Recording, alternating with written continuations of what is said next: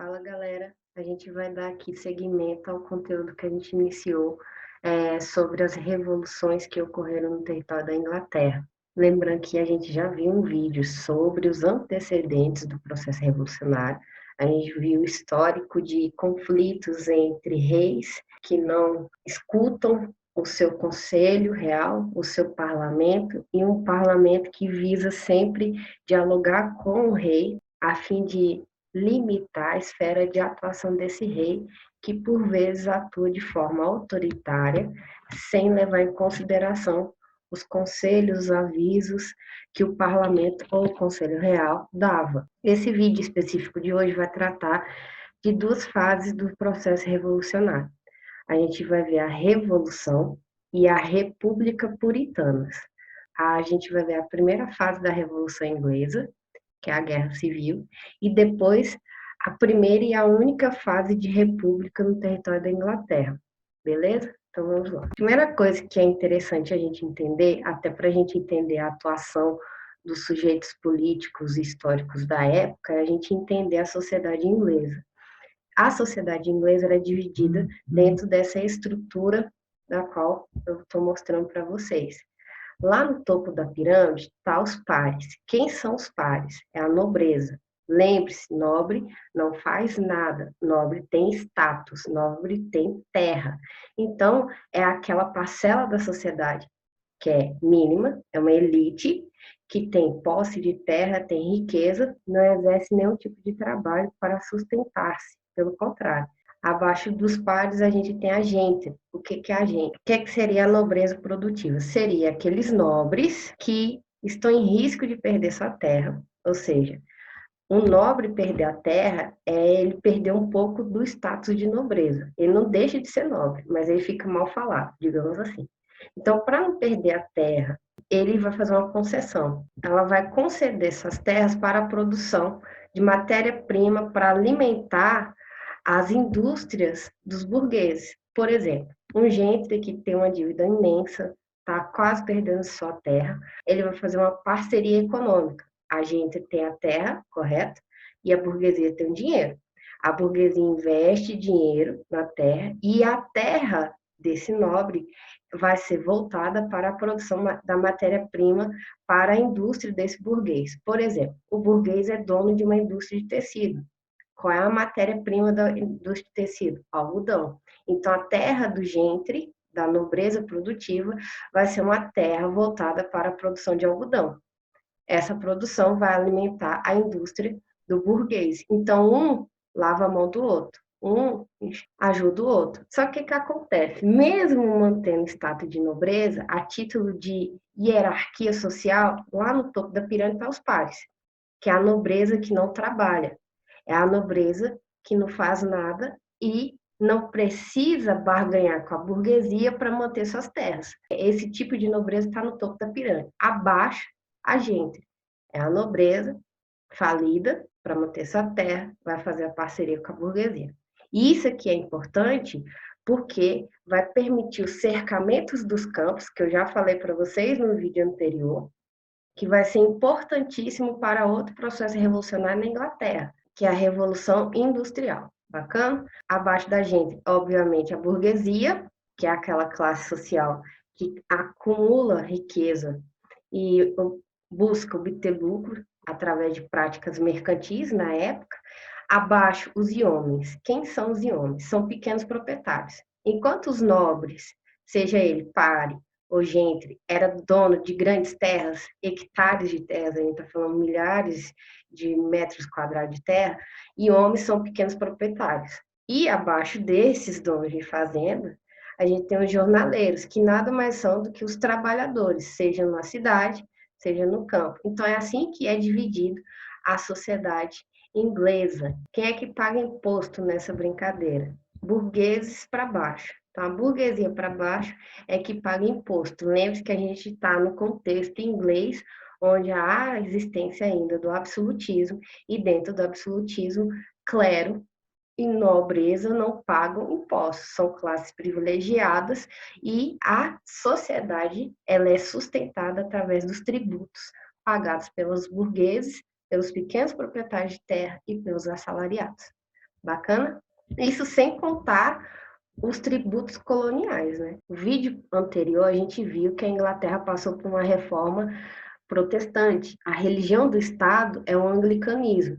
Só que isso não significa que não há outros grupos religiosos no território inglês. O que acontece é que os reis absolutistas anglicanos, eles são intolerantes religiosos, desde que fizeram a ruptura com a Igreja Católica e impuseram como religião do Estado o anglicanismo, eles praticaram muito intolerância religiosa contra católicos.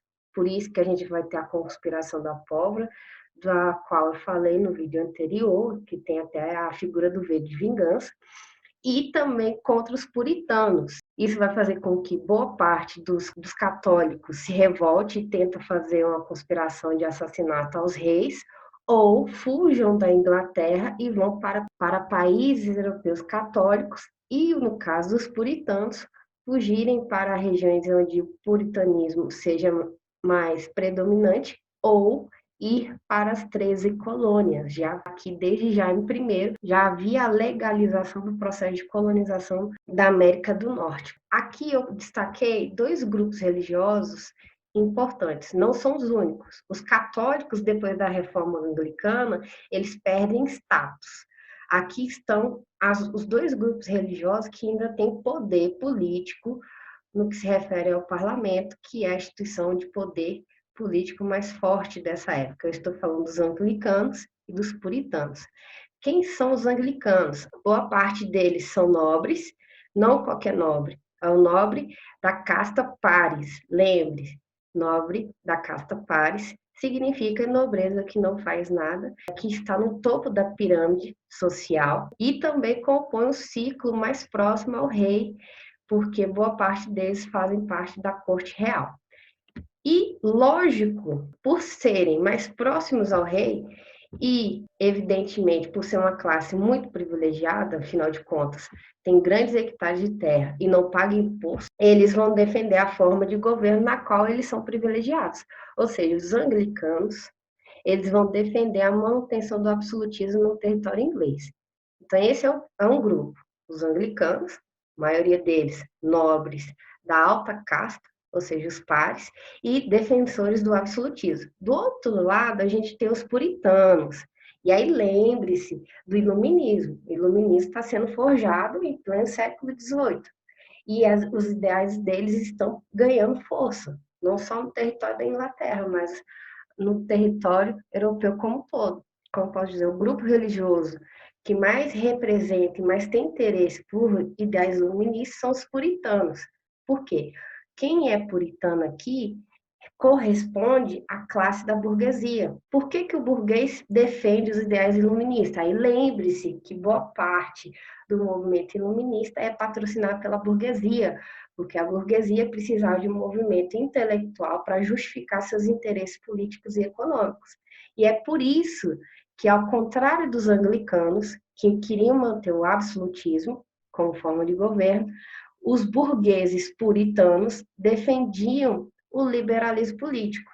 E aí tinha duas frentes, ou uma república liberal ou uma monarquia parlamentar. Por isso que é importante a gente entender quem são esses grupos religiosos e o que eles defendiam, porque aqui está o estopim, a guerra civil ou a revolução puritana. A composição do parlamento ela é importantíssima para a gente entender quem tem poder, né? Quem é que está no parlamento? Lembre-se, o parlamento na Inglaterra ele é bicameral, ou seja, tem duas câmaras. A câmara mais importante do parlamento absolutista, ou seja, dentro do contexto do absolutismo inglês, é a Câmara dos Lordes. Quem são os lordes? Nobres pares. Quem são os pares? É a nobreza que defende o absolutismo. Lembre-se disso. Nesse contexto que antecede o processo da Revolução Inglesa, é a Câmara mais potente. Do outro lado, a gente tem a Câmara dos Comuns, que é composta pela gente. Quem é a gente? A nobreza produtiva, ou seja, aquela nobreza que precisa fazer uma parceria com a burguesia para não perder terra. E, junto com a gente, obviamente, eles vão abrir espaço para a ascensão da burguesia no parlamento. De um lado, uma Câmara que defende a manutenção do absolutismo, e do outro lado, a gente tem uma Câmara que defende o liberalismo político, ou em forma de república, ou em forma de monarquia constitucional parlamentar. Aqui está o coração da treta.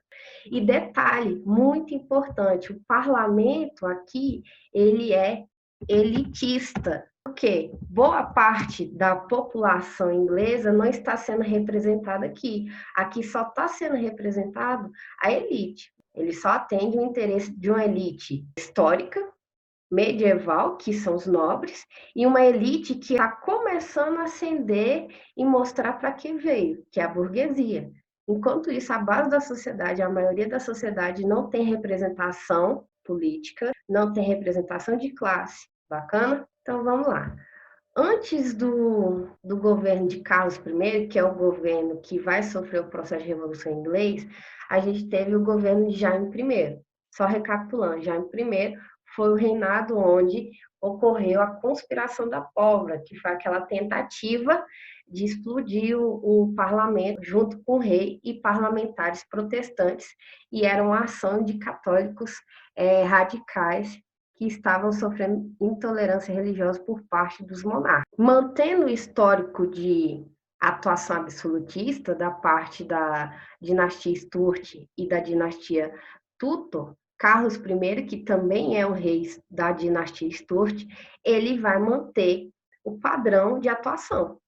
Ele vai impor antigos impostos, ele vai dissolver o parlamento, porque o parlamento é contrário à ação de restabelecimento de impostos antigos, só que como é um rei absoluto, ele pode dissolver ou abrir novamente o parlamento da forma que bem entender, afinal de contas, dentro de um Estado absolutista, quem manda é o rei. Então, Carlos I vai fazer isso e vai continuar a prática da intolerância religiosa, principalmente contra católicos, dado o histórico de organizações radicais dentro do território inglês que visavam matar reis anglicanos, e também contra os puritanos. Porque os puritanos, querendo ou não, é aquela força política que quer o fim do absolutismo e a implantação de um liberalismo político. Dentro do governo de Carlos I, a gente vai ter tipo um déjà vu do que aconteceu com João Sem Terra. Lembra lá do primeiro vídeo que eu fiz? João Sem Terra é o rei do período lá do Robin Hood, lá do final da Idade Média, no território inglês. O que aconteceu lá e que vai repetir aqui? O parlamento vai entrar em conflito com o rei, porque o parlamento quer impor ao Carlos I uma petição dos direitos, que nada mais é do que: rei, siga a Magna Carta, pelo amor de Deus. E aí o que eles pedem? Dentro dessa petição de direitos, eles queriam que os problemas relacionados a impostos, prisões, julgamentos, convocações do Exército só poderia ser possível através da autorização do parlamento. O que isso significa? Que o rei, por si só, não pode definir essas áreas sem ouvir, sem passar pelo crivo do parlamento. Carlos I vai fazer o que todo rei inglês fez na história. Aceita no primeiro momento, para depois o quê? Desfazer tudo. Afinal de contas, dentro do absolutismo, quem manda nessa bagaça toda é ele. E aí o que vai acontecer? Nessa lenga-lenga de tira parlamento, põe parlamento, vai começar um processo de ruptura. Eles percebem que não há diálogo com o rei absoluto. Ele muda de opinião conforme o seu interesse próprio. Não tem como manter o parlamento vivo, atuante na Inglaterra enquanto houver absolutismo. Então aí vai começar um contexto que a gente chama a Revolução Puritana ou Guerra Civil Inglesa, que vai durar 8 anos. É um conflito entre forças liberais do parlamento. Quem são as forças liberais do parlamento? A gente e os burgueses. De um outro lado, as forças absolutistas do parlamento, que são os anglicanos, os nobres que compõem a casta dos pares. Uma parte do parlamento, a parte liberal, que é o fim do absolutismo, e vai compor o que a gente chama de exército das cabeças redondas. Depois eu explico por que é exército de cabeça redonda. E do outro lado, para manter a ordem social, ou seja, para manter o absolutismo, a gente vai ter os cavaleiros do rei que vão guerrear contra aqueles que tentam eliminar o antigo regime na Inglaterra. Da parte dos liberais, eles vão ter a liderança de Oliver Cromwell, que era um parlamentar, que atuava na Câmara dos Comuns, que tinha discordâncias diretas com o rei, principalmente no que se refere à instabilidade de direitos e à imposição de tributos e à falta de liberdade religiosa, que era muito real no contexto inglês nesse momento. Então, ele vai liderar o que vai ser conhecido como o novo modelo de exército, que vai ter o apoio da burguesia puritana e da gente, que compõe a Câmara dos Comuns, só que sozinhos eles não conseguiriam vencer os cavaleiros do rei. Eles precisavam da maioria da sociedade, ou seja, eles precisavam dos homens e dos assalariados. Por que, que eles precisam da base da sociedade? Porque a base da sociedade é a que mais sofre com a ação autoritária do rei. Era necessário pegar essa força popular e tê-la ao lado deles do que ao lado do rei. Eles vão convencer as forças populares de que a ação que eles querem é fazer uma Inglaterra muito mais justa e ampliar a zona de direitos, coisa que os populares não têm. Lembre-se que na esfera do parlamento só está representado os pares, a gente e a burguesia. Os populares não têm representação no parlamento. Então, uma das formas de fazer com que os populares aderem ao exército das cabeças redondas é justamente falar que eles vão dar fim ao absolutismo e implantar uma nova ordem política na qual haverá mais amplitude de direito e também liberdade religiosa. Por isso que eles vão ter apoio das forças populares, tanto no campo quanto na cidade. Historicamente, o exército é composto pela nobreza. Lembre-se que lá no contexto medieval, quem tinha a função de guerrear era o nobre. Então, o nobre conhecia a arte da guerra, coisa que populares não conheciam. Mas, mesmo assim, os cavaleiros do rei perdem a guerra, mesmo tendo um histórico de atuação de conhecimento bélico.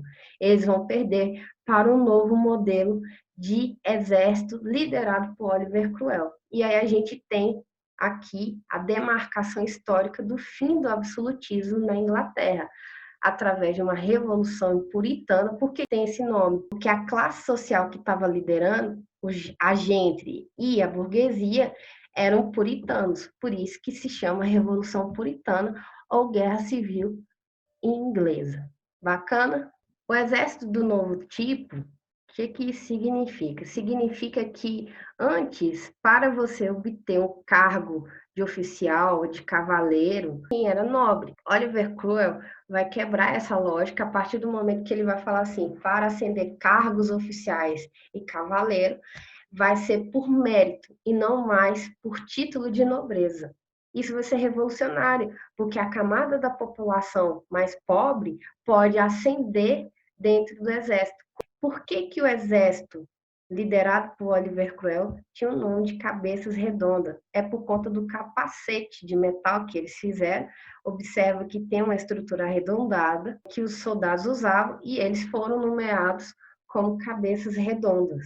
É uma forma até mesmo de diferenciá-los dos cavaleiros do rei. E outra coisa interessante é que o exército do novo tipo, ele vai, além de permitir a participação da camada popular e até a ascensão dessa camada à esfera mais alta do exército, a gente vai ter o contato mais direto dos soldados às questões políticas. Criem paulatinamente consciência política dos seus atos e depois reivindiquem o que a gente e a burguesia havia prometido, ou seja, a maior amplitude dos direitos e participação no parlamento. Claro que toda revolução tem que ter um desfecho. O rei perdeu, né? As tropas do rei perderam a guerra.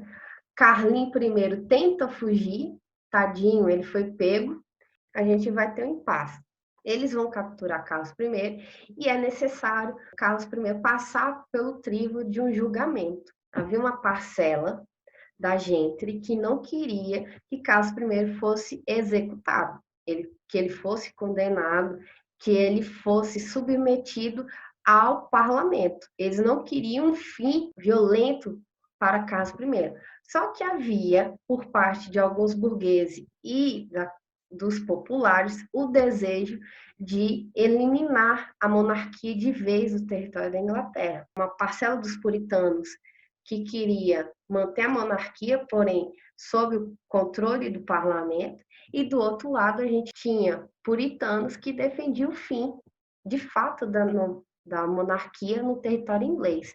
Só que qual o problema? Para você eliminar a monarquia, você tem que eliminar quem? A figura que representa a monarquia, o rei. O que que acontece? Como os populares queriam a cabeça do rei, gente, quem é que não quer a cabeça de um rei absolutista?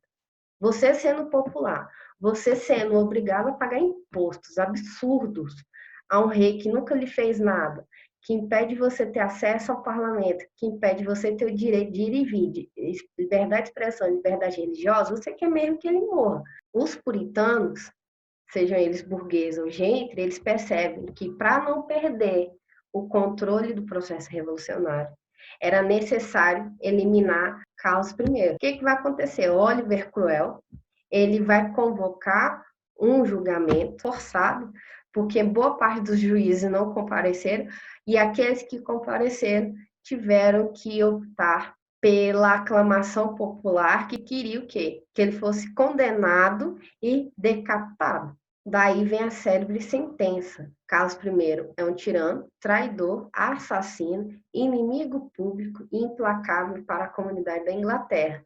Por isso, seu fim é a morte. Ele vai ser decapitado. A morte de Carlos I simbolicamente representa o fim do absolutismo no território inglês.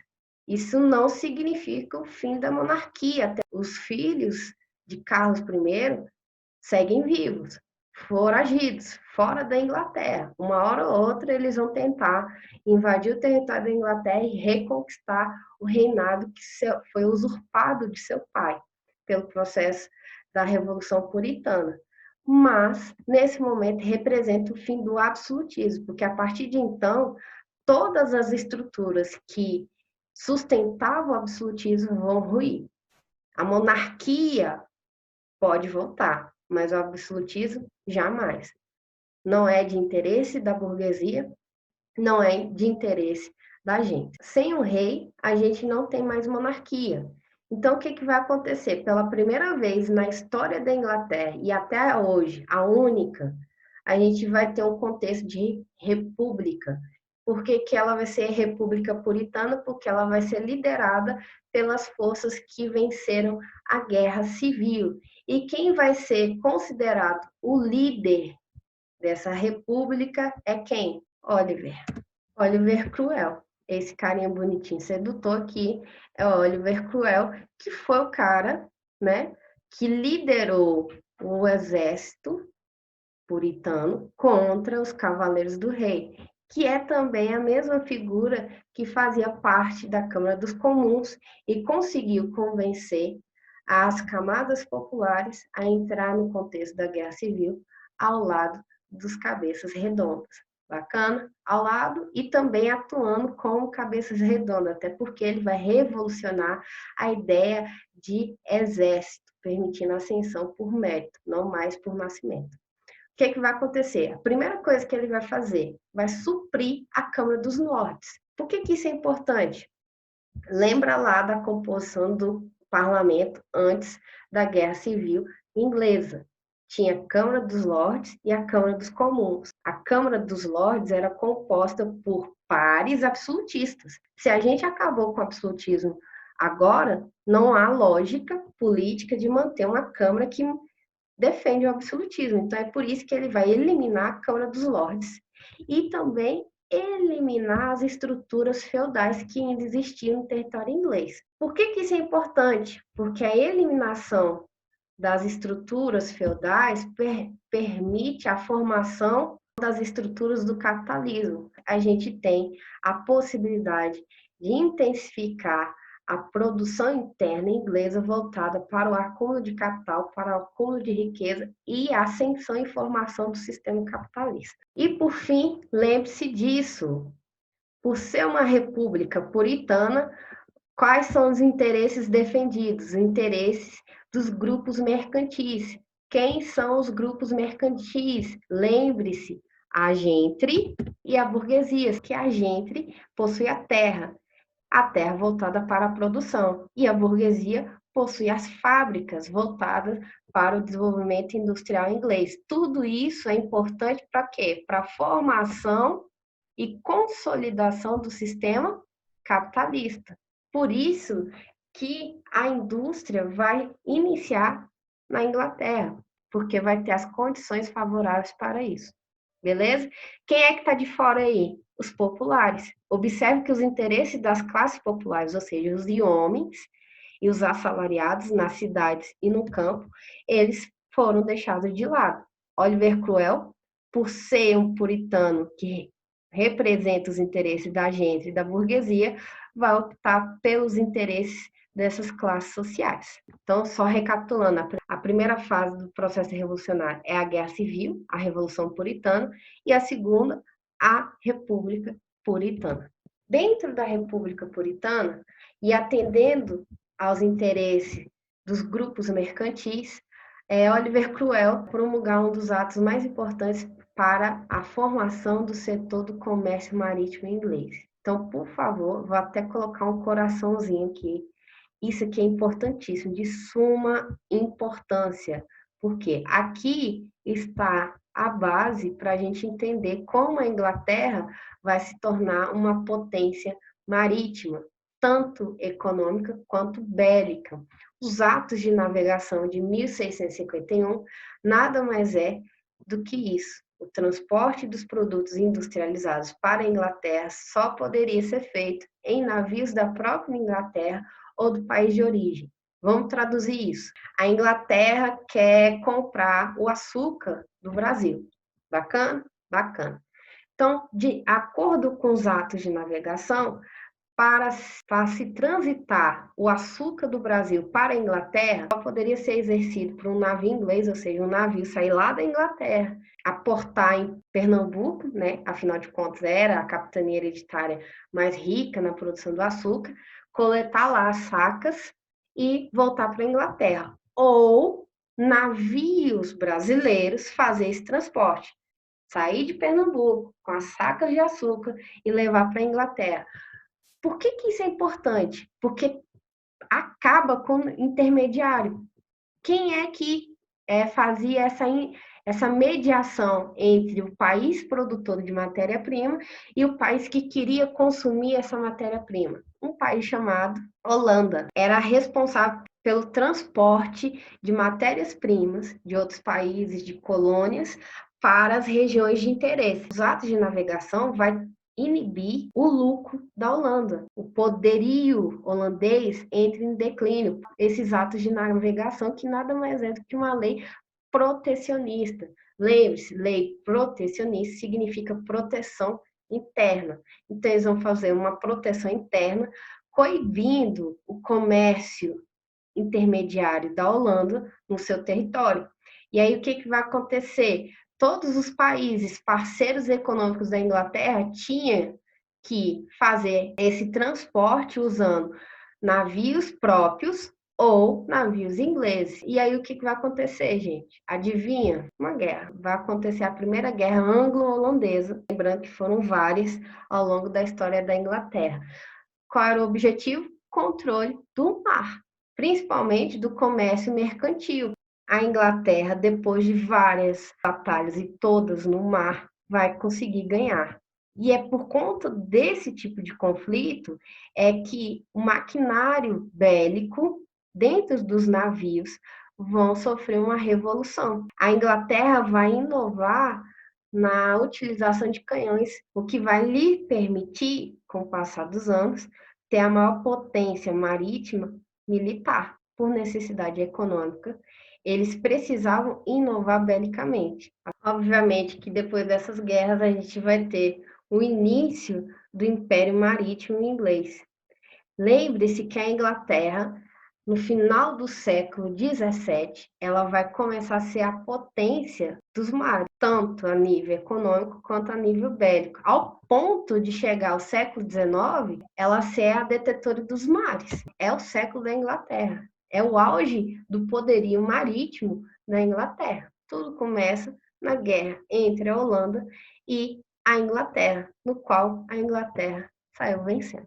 Muito bem, Oliver Cromwell fazendo todas as medidas necessárias para atender os interesses das camadas mercantis, fez os atos de navegação, fez com que o comércio marítimo inglês fosse maior do que o holandês, e isso vai fazer com que Oliver Cromwell, digamos, tome gosto pelo poder, ao ponto de eliminar a estrutura de república e endossar uma ditadura.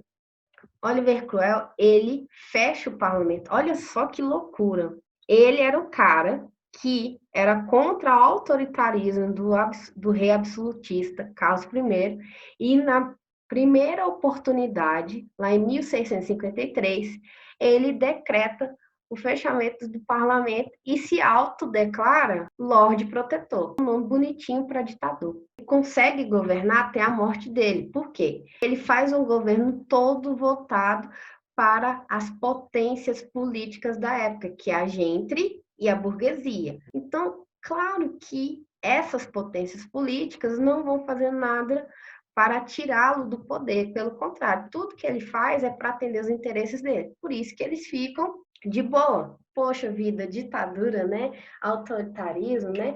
Mas pelo menos é uma ditadura liberal que atende os nossos interesses mercantis.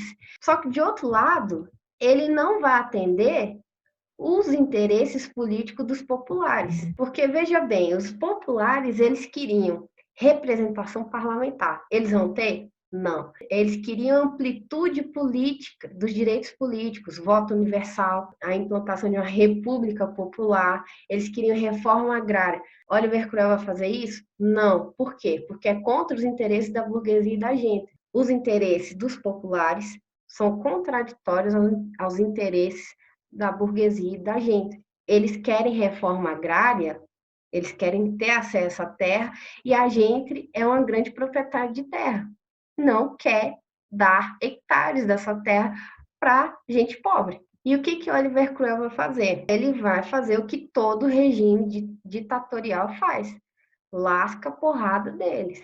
Os movimentos populares das cidades e dos campos, que são aqui representados pelos niveladores e os escavadores, eles vão ser violentamente repreendidos. O que a burguesia e a gente vai fazer? Nada, porque não era de interesse deles que esses movimentos populares conseguissem ter seus interesses políticos atendidos. Pelo contrário, eles queriam que fossem silenciados. Por isso que a República de Oliver Cromwell termina como uma ditadura que era defendida pela burguesia e pela gente pelo fato de atender seus interesses liberais, por isso que a gente pode falar que é uma ditadura liberal, e ela vai coibir violentamente os movimentos populares, seja os movimentos da cidade e seja os movimentos do campo, que defendiam a implantação de uma república popular através do voto universal, com acesso à educação pública a todos e reforma agrária. Gente, não vai rolar, sinto muito, vocês são revolucionários demais, são radicais demais. Percebam as incoerências do processo revolucionário. Atender só uma parcela da sociedade, enquanto a maioria da população foi negligenciada e violentamente repreendida. Como eu disse, Oliver Cromwell ele vai governar até a morte dele. Depois da morte dele, a gente tem a ascensão de quem? Do filhinho dele, o Ricardão. O que acontece? Ricardão não tinha a mesma figura de autoridade que o pai. E isso vai levar a outras consequências dentro do processo revolucionário inglês. Percebam que o processo revolucionário inglês ele é extenso e ele é ambíguo. A gente começa com a guerra, que é a Revolução Puritana, a gente passa por um processo de implantação de uma república que termina sendo uma ditadura para depois acabar com a morte de Oliver Cromwell e a ascensão do filho dele, Ricardão. No próximo vídeo eu explico para vocês. Enquanto isso, aprofundem o conteúdo visto no vídeo. Até o próximo vídeo. Tchau, tchau.